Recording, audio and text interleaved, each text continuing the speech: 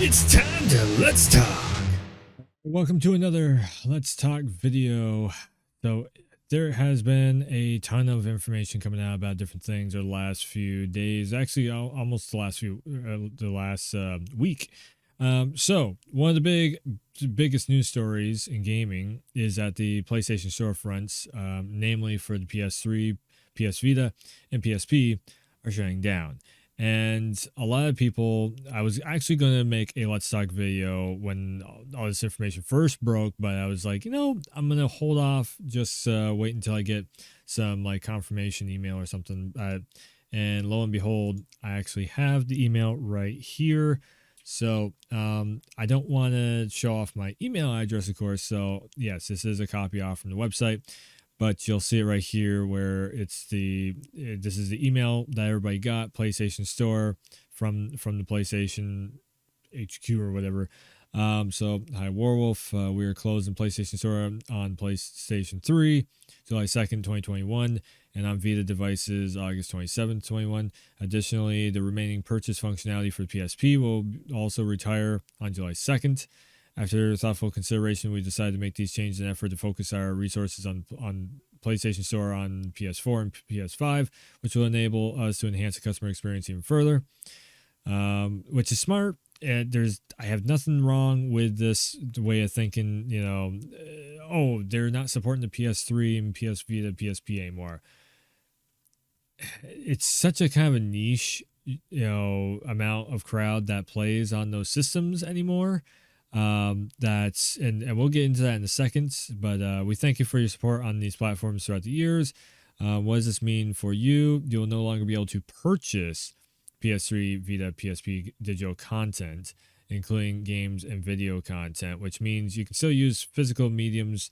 So any discs that you have, every PS3 has a disc drive.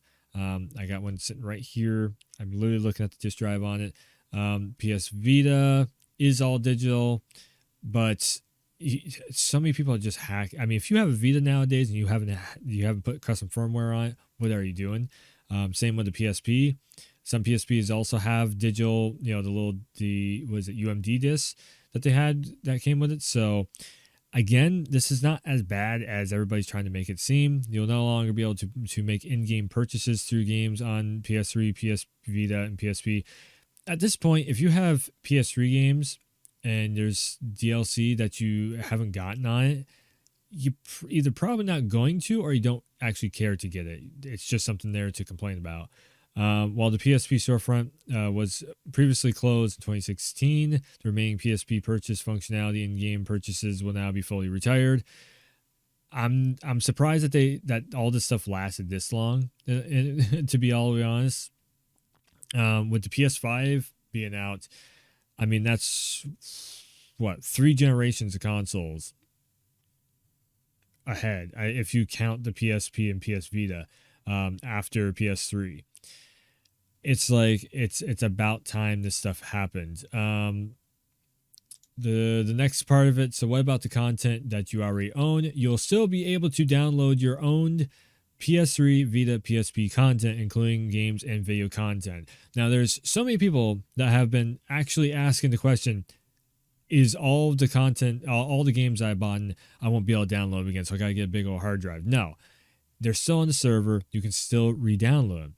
You can download your own content on your PS3 by accessing a download list on the respective device, which is so you're probably going to have one more big PlayStation update on all these platforms or devices that will add an extra download function, or I think you can actually do it through the dashboard or the PlayStation 3 UI.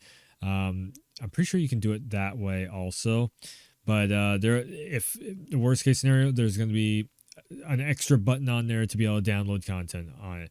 If you have purchased PS3 Vita games cross-buy bundle and have only downloaded either the PS3 or Vita version, you'll need to download the other version prior to the closure of the store on the relevant device.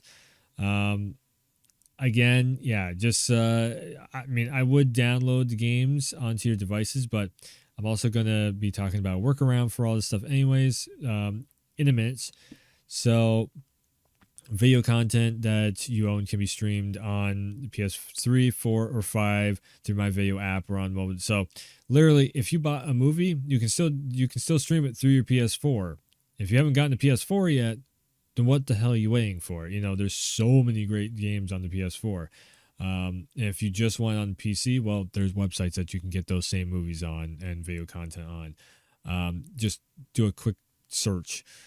Now, you'll be able to re-download and play game titles that you have claimed to PlayStation Plus as long as you remain a member of the service, which that is not changing or anything. There's no change there whatsoever at all.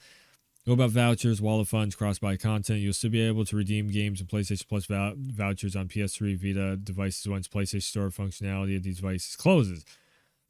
So actually, the storefront is disconnecting from being able to purchase stuff, but the actual store app is still going to be on the devices. It is still going to be functioning. People are just losing their mind over this, and it's still going to be there.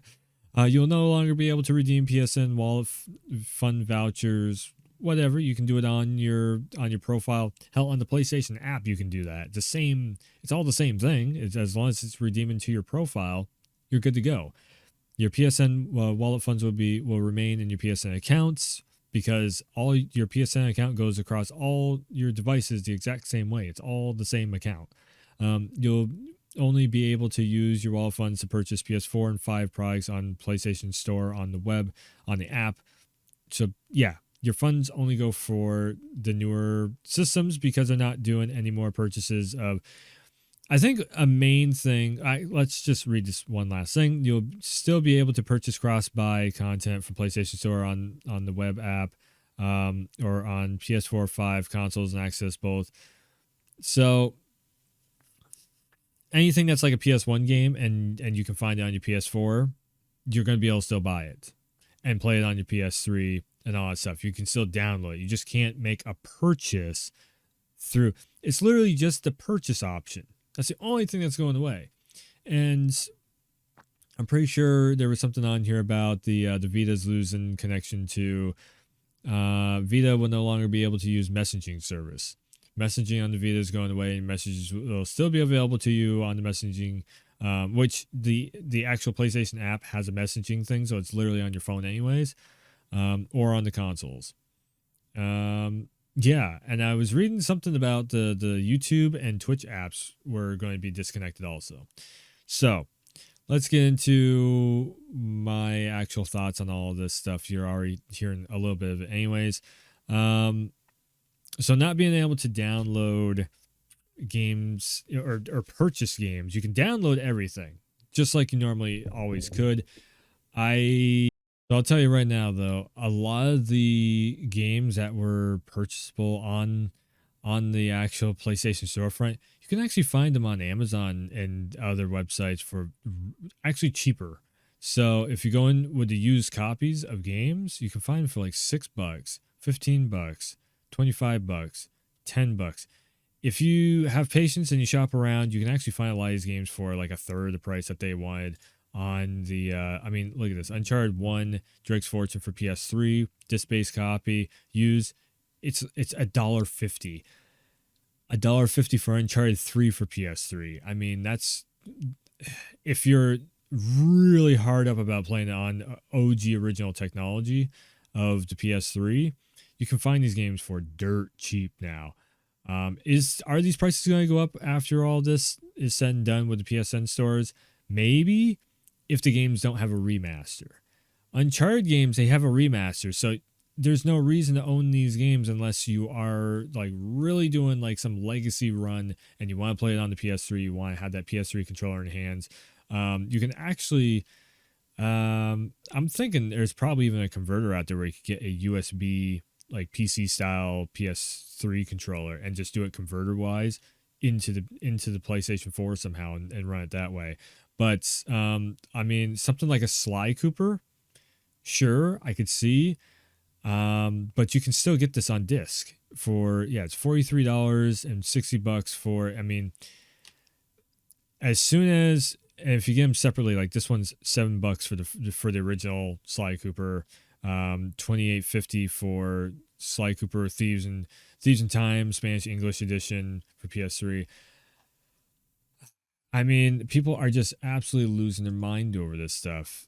Um, SOCOM US Navy SEALs Confrontation, $30 for the PS3. That's on disc. The only thing about the PS3 is sooner or later your disk drives are going to start getting shoddy and start going down and everything. But to me, it's just like I don't know. I'm just if they totally cut off the networks and everything, which they're not absolutely cutting off the networks, there's things called custom firmware that you can use. You can actually kind of like soft mod your PlayStation consoles and everything of like the PS3, PS Vita, PSP, and you can actually do a lot more with them. So them shutting down the PlayStation networks, it just makes me want to soft mod the console even more, make backup copies of games I already own, and run them on the soft mod, software that you can throw in there. Then you can turn a PS3 into possibly a PS1, PS2, PS3 combo system, your ultimate, back compat kind of system. Should these games be back compat on the PS4's downloadable titles? Sure, and possibly we might even see that in the future with the PS5. I feel like because the nostalgia market does still hold so much value that PlayStation is probably in the next State of Play or maybe around E3 or something, they're going to make a giant announcement that we're definitely going to be seeing a State of Play around E3 time because E3 is all digital this year. Yeah, we'll end up seeing something probably like now all the back compat PS1, PS2 games are all playable on PS5. They could even do PS3 games on the PS5 because as we already heard from Mark Cerny, it is possible to emulate the PS3 titles on the PlayStation 5 hardware. It just comes down to a matter of emulation. So all the storefront news of it closing and everything, it's bittersweet. Sure, it's like that nostalgia of going in the PS3 store that takes forever to load, to try and find a game, to then buy it. I'm going to say this right now. Online functionality of games on the PS3 is almost non-existent. Nobody plays games on the PS3 anymore. And if you think that people do all the time, bi-weekly or any of that stuff, unless you're in like Discord servers and getting lobbies ready to go, even then you're usually using like emulation technology to make the older games like a Street Fighter Third Strike or an old Call of Duty or something like that. You're usually using I mean old Call of Duties like that are hacked through and through. We all know this. Old fighting games, people use emulators and use like parsec technology and such, and emulators that have like rollback netcode mixed in with it to have the best connections possible, even better than what the original game had. There's so many different ways of getting around the PlayStation Network store nowadays. It kind of blows my mind that this was such a big hot topic item on everybody's hate on Sony list that is going on. So yeah, anybody who's really like hardcore against all this stuff, I would say number one, go shop around for the PS4. There's so many things on there, and the PS4 games are just going to get cheaper and cheaper. It's actually a really good value now. Number two, PlayStation Now has a lot of games on the downloadable. Like half of the library on that is downloadable. The only thing you can't download is PS3 games. So definitely go check that stuff out. And then PlayStation Plus is always giving away a ton of free stuff on there. Outside of that, emulation is going to become huge for PS3. So if you own a PC that's like a little bit of a gaming rig, you're probably already going to have a PS3 sitting there. And there's plenty of websites out there where you can find the ISOs, like torrents and everything that you can find. I'm not saying go out and torrent every single game on the PS3. I think as a YouTuber, I have a responsibility to say if you have games, try and make a burn copy of them and then do it in the emulator.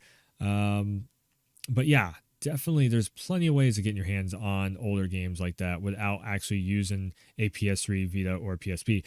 Especially emulating PSP. Actually, the emulator on the PC, the PPSSPP emulator, runs games better than the PSP does. Why would you not want to play it on that? I get holding it in your hands and the handheld and everything. Well, then just custom firmware, soft mod the PSP. It's really easy to do that. There's ways of getting around this stuff. Stop complaining so much about Sony. And Jim Ryan doesn't like nostalgic gaming and everything. I mean, the PlayStation 5 launched with Demon Souls. A they are trying to, I mean, they literally just remastered Spider-Man also to make sure that that stayed up to snuff with all the new controller tech and everything. Um, they're basically going to be doing a remaster of The Last of Us. Stop complaining about Sony not liking nostalgic gaming. This is a good thing. They are going to take the funding from the networks that are just drawing cash, and they're going to try and push that into making the future experiences that much better, because they know that people are just going to use emulators and soft mod their systems and everything.